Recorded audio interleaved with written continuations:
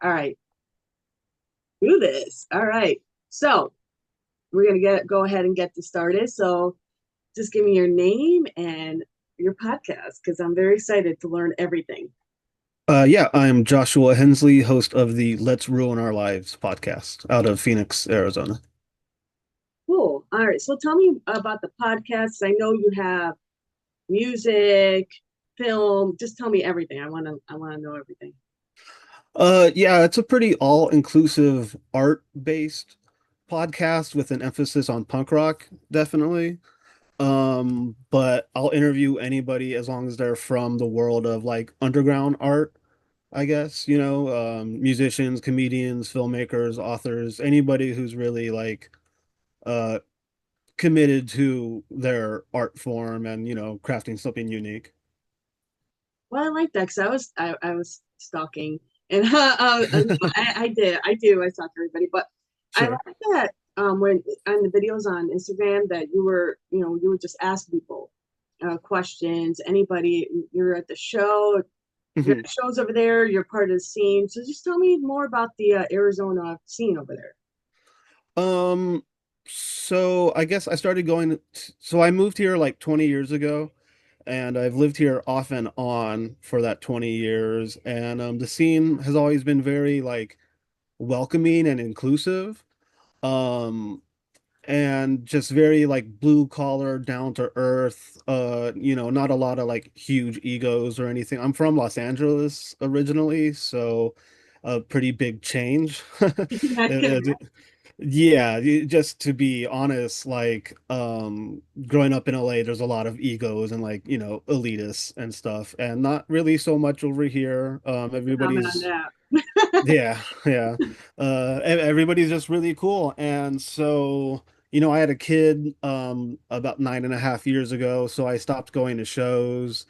And once I got sober last year, I was like, well, punk rock has always been my whole life. It's the reason I have a child. It's the reason I have all the friends that I do. And I grew up playing in bands and stuff, and I was like, well, I should really like go out to shows, and I have this podcast. Let me document these shows, and find out what punk rock means to everybody else. And everybody has wildly different ideas about it, which I find really interesting.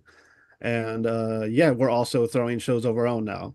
So that's a lot of fun. I like that you throw your own shows. Also, Hmm. the fact that you became sober and became a parent, that's really Yeah. cool. Like I feel like we're kind of like in a Yeah. similar vein on that. So that's Okay, cool. Yeah, yeah. I saw that it said sober on your profile as well. So I was like, oh, cool. yeah. I mean, it for me, it's definitely a life changing thing. What about for you? Yeah. Yeah, for sure. I was pretty much killing myself with alcohol there for quite some time, like 20 years of daily drinking, and it had gotten really bad.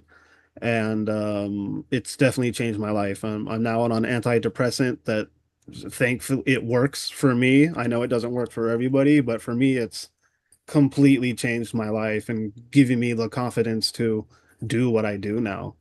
So yeah, it's the best idea I've ever had was getting sober for sure. Well, and I'm not going to go into Mhm. your situation because I know everybody has a story that Yeah, it's tough.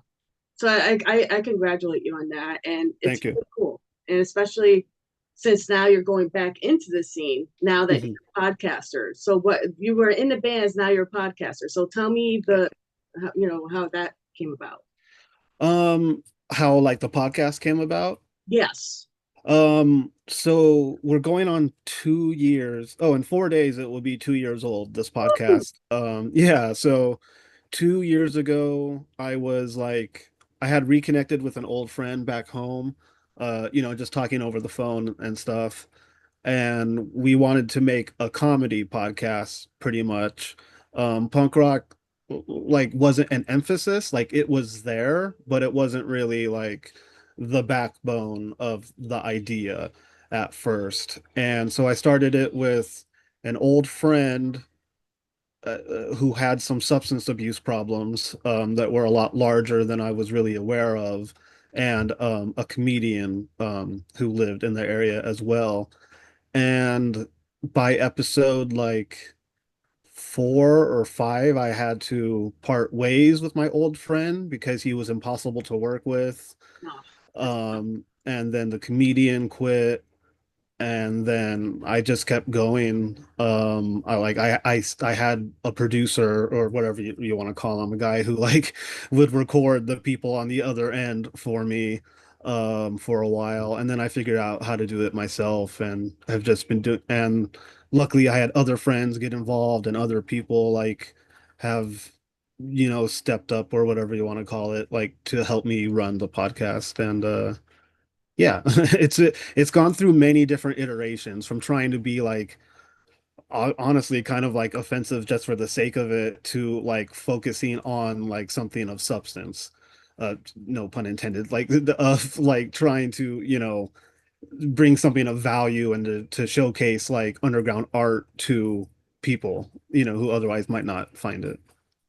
Isn't it crazy how like you start off with an idea and then it starts to Hmm. slowly change as time goes on? Oh yes. Yeah, definitely. Yeah, it what really changed it for me, I guess, was like when I interviewed some filmmakers who were looking like to go onto a podcast. They made a musical horror comedy called Sweet Meats. Um and for that was like the first time I ever did the podcast completely sober. So that was like the 25th episode. I literally like blacked out on an episode before. And I posted it to punish myself. But but on that episode, I was like, okay, like they sent me the movie beforehand, like before it came out in like, the limited amount of theaters or anything. And I was like, I watched it very intently. I wrote down like 50 questions the night before, and I did like a whole bunch of research on the director and cinematographer as much as I could. And that really made me realize like, oh, like art is my life. I need to focus on that. Like I was really trying to like, I'm not a comedian. Like I think I'm funny, but I'm not a professional comedian, and I shouldn't try to. I was trying to emulate like my favorite comedy podcast, and it just came off as like cringe, as the kids say. So But you yeah. did it wrong. You did your thing. You found out what worked for you, and especially Hmm. like movies and stuff like that. I like how you kind of integrate that with your podcast too. So that's really Yeah. cool. Yeah. Thank you. Thank you. Is there this particular? I know you want to support the underground, and Hmm. I love that. I think that that is like the coolest thing. Even Oh, thank directors, musicians. Is there anybody you. that you interviewed that you were like, oh damn, this is something special? Uh, do you remember who Bonnie or Danny Bonaducci is? Yes, I do. I interviewed his ex-wife. No shit. Yeah, she, she's in a goth cover band in Bisbee, Get the fuck out. Arizona. Really? Yeah. And as far as I know, she's running for mayor of Bisbee. Gretchen, she's a really nice lady, and yeah, I interviewed her and her band, and that was like it's so bizarre, you So, know. so she's, wait a minute. Let me go back. So she's Anna Bonatucci's wife, and Yeah. she's in a goth band. Yes. That's cool.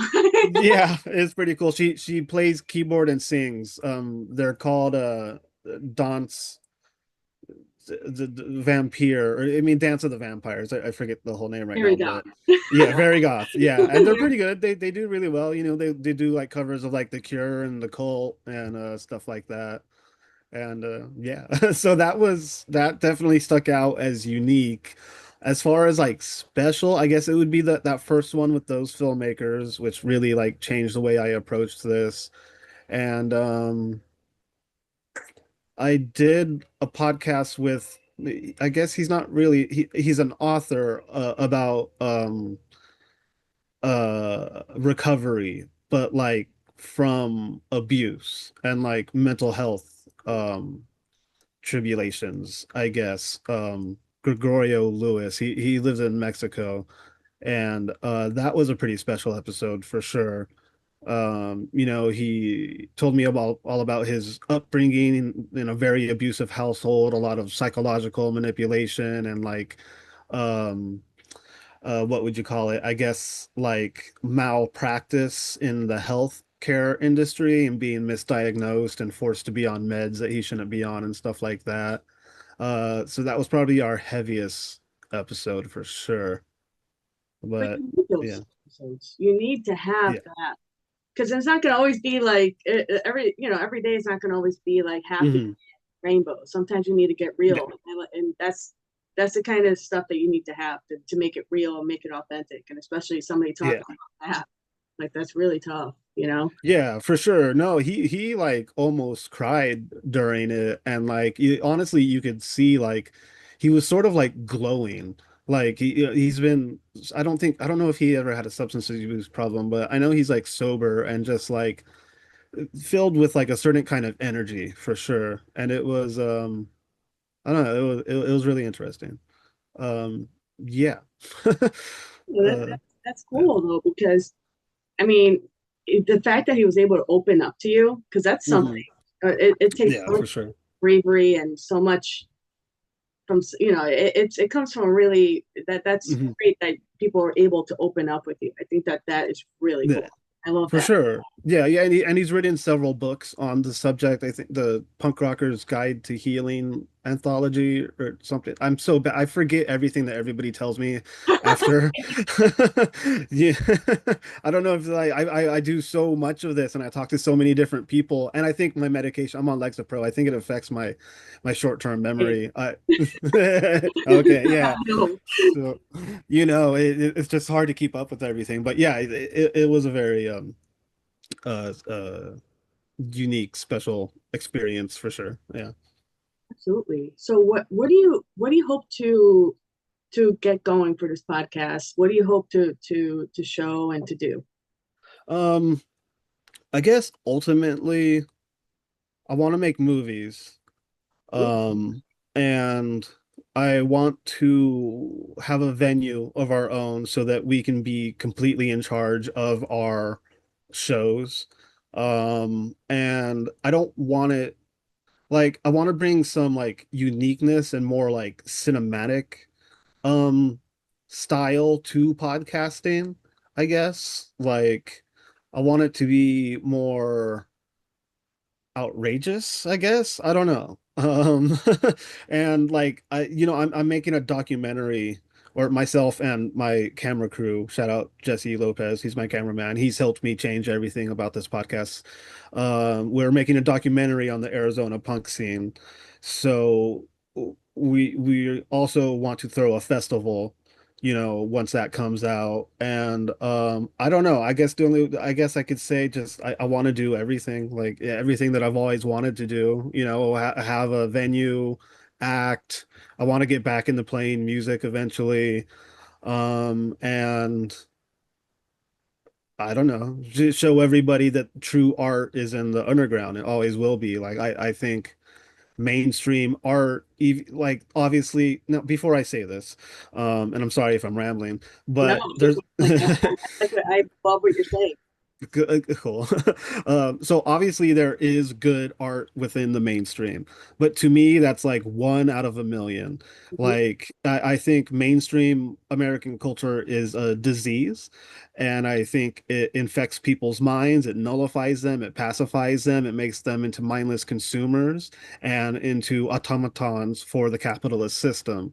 And I want people to understand that like you don't need to rely on Netflix or Amazon or Disney or Spotify to find genuine artistic expression. It's always around you at your local dive bars, in alleys, in street corners, like at coffee houses.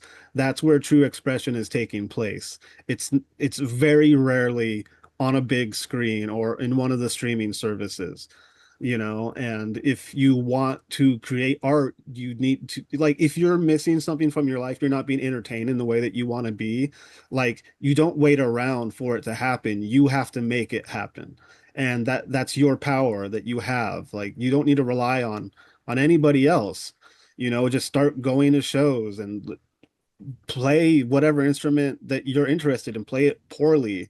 Like, I feel like punk rock is it's such kind of like a narrow ideology when it comes to art and I think it's beautiful and that like anybody can do it, right? There's no restrictions on it.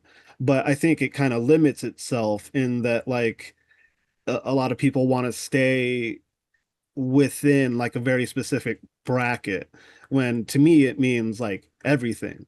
Like just do whatever you want as much as you can and just good stuff will happen, I guess. Love I that. don't know. Yeah. Oh, you're Yeah. totally right because people want to place like these rules on punk. Like they just want Hmm. you to be inside this box, and it's like that was never what punk was. It should Right. be who you are as an individual. That's what makes it great. Exactly. Yeah. I love No, and talking to all these different people, like my main question is like, what does punk rock mean to you? And people have very different answers when it comes to it. The main answer is like individuality, like freedom of self-expression.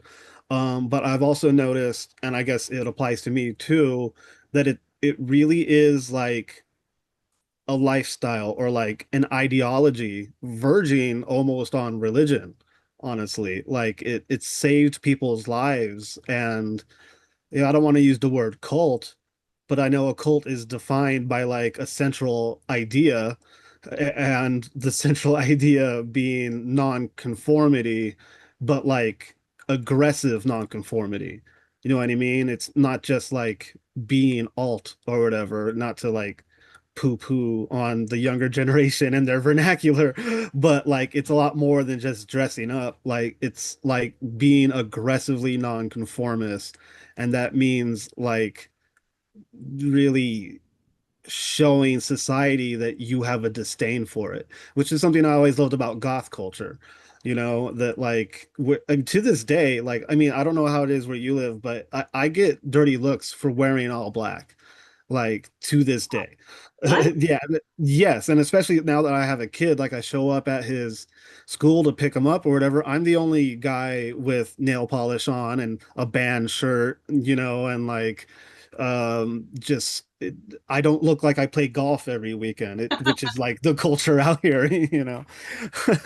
Still Nothing though, against like golf. I wear all black here. People make comments, but like I can't believe Yeah. that's still like something like that people are Hmm. still like, oh, they're wearing black. I Terrible. know. I honestly like I blame the current administration, honestly, for bringing out that bigotry and hatred in people. Like, it wasn't really like that when I first moved here until like 10 years ago. That's when like everybody felt more comfortable being like everybody stopped expressing themselves as individuals and they all just want to be this one thing, you know, and that's not for me. And I don't know. I guess to answer your question, yeah, I just want to like show people like just be yourself, you know, and look at all these great bands and you can make great friends. Like th because of punk rock, I have friends for life, you know. I have people I can I have punk rock is my family far more than my family has ever been, you know, and I'm really thankful for that. And I guess I just want to share that with the world. So, But I love that you're sharing that with the world with what you're doing and the documentary. Which are you mm. currently working on, or are you done with it, or is it No, we're currently working on. I have a lot more to do. I have a lot of people to contact. I guess I'm being kind of selfish. I want to document every single aspect of the scene from its early beginnings in the, you know, the late 70s to today. deep? You're going back in the archives. I am, yeah. If I don't know, maybe I can brag a little bit or whatever, but I met with the original bass player from JFA. Oh shit! And yeah, Michael Cornelius, and he gave me like a long list of people that I should contact who were there back in the day out here. And yeah, and I have to like, you know, most of the bands that I've worked with are usually like 30 years old up to probably 50. And I need to also go to like the younger kids shows because they're doing things a little bit differently than we did, and their music is pretty different. I guess they're doing like hardcore emo, but like Yeah. with their own style. But you know, whatever. It still counts. You know. So yeah, I have a lot more to do. Yeah. Definitely. I mean, I like that you're going into like the eras, like different Hmm. and to now. a lot of people tend to, when they do a documentary, they just focus on now instead of anything, Right. kind of like forgetting what happened in the past. But you kind of want to know that those people kind of started it, and you're Yeah. continuing. Well, I have to give the credit to the older people out here who had already signed on to be a part of it. That they were like, dude, you need to talk to like more than just these modern people. I was like, oh, okay. Yeah, and they're all like aggressive about it. I'm like, don't tell me what to do. But like, but they're totally right. If I'm gonna make a documentary about Arizona punk rock, which is unique, I need to cover all aspects of it. Um, yeah, so it's a lot of work, but it's a lot of fun. I mean, we already have like probably hundreds of hours of footage. We're gonna end up with thousands of hours, and then we'll have to whittle it all down. Um, yeah, Well, I definitely am interested in seeing that. I thank think you. that's pretty really cool. Thank you. Appreciate that. Well, we're gonna wrap this up because I Mhm. got some things going on. But Sure. just tell me what you want to promote. Tell me anything you want right now. Go ahead. Yeah, subscribe to our YouTube, I guess would be our main channel. Just type in "Let's Ruin Our Lives." We will come up, followed by the song by the MFA, and they gave us that song. So click on both those. Support the, and they're not around anymore, but still support their music video. It's really good. It's called Let's Ruin Our Lives. And on Instagram, Facebook, I guess. We're also on Spotify and Apple Podcasts and all those Podbean. I don't know, on all those platforms. Um, if you're in Arizona, we have a show on July 17th at Fiddler's Dream in Phoenix. It's all acoustic with Lenny and Carl, Heathen, and Vox Manica. And then in August, we have a punk and metal show at Joe Bot in downtown. And that one's free, and that has the comedian Jamar Neighbors. If anybody knows who that is, um, you'd be stoked. And so, yeah, I guess that, and all the bands that have been on the podcast, obviously follow all of them. The talent out here is ridiculous, and I've felt for a long time like Arizona gets really overlooked. It's really overshadowed by its reputation, and I would just like to say that it's really not a conservative Republican state. It's far more leftist than you could imagine. It's just so happens that Sorry. it's not. Um, so yeah, that's it, I guess. No, I appreciate it. Thank you for taking the time. I Yeah. definitely am. I want to subscribe and do all the things because Please do. such awesome things you're seeing, and I respect that so much. Like I really do. I Thank you. respect what you're doing. I definitely think that I just want all of this stuff to happen for you, and Thank you. I think you're talented. I think you're an Oh, awesome guy, and thank you. you're easy to talk to, Oh, honestly. thank you. That's So the Lexa Pro. so keep doing what you're doing, and yeah, I mean, keep going for it. I mean, Thank kick you. ass. Thank you. I appreciate it. Yeah, I had a great time. You asked great questions. This was fun. Let's do this again. Yeah, for sure. Anytime. Hey, all right. Well, I'll let you go. Okay. All right, bye. All right, bye.